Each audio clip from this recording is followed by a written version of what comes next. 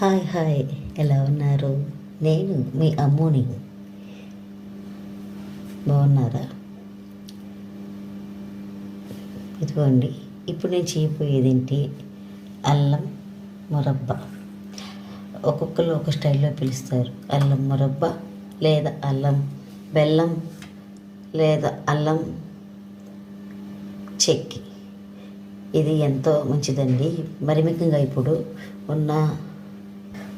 ఉన్న చలికాలంలో ఇది చాలా మంచిదండి. జలుబు దగ్గుకి గొంతు నసగా ఉన్న ఇది మనకి ఎంతో సహాయపడుతుంది. దీనికి కావాల్సింది 1 కప్పు అల్లం, అరకప్పు పంచదార, 5 యాలకులు, కప్పున్నర బెల్లం, ఒక 2 స్పూన్లు సోంపండి. ఇది ఎట్లా చేయాలో చూద్దాం. ఇలా ఒక మిక్సీ జార్ తీసుకొని దాంట్లో అల్లం వేసి మనం గ్రైండ్ చేసుకోవాలండి. యాలకులు మనం నలగొట్టి వేయాల్సిన అవసరం లేదండి. ఈ మిక్సీలో నలిగితే మనకు ఫ్లేవర్ వచ్చేసేసింది. ముందుగా బాణీని పెట్టుకొని ఆ బాణీలో కప్పున్నర అల్లం, బెల్లం, పసుపు, పంచదార తీసుకొని పాకం పట్టుకుందాము. ఇదండి మన పాక రెడీ అయింది.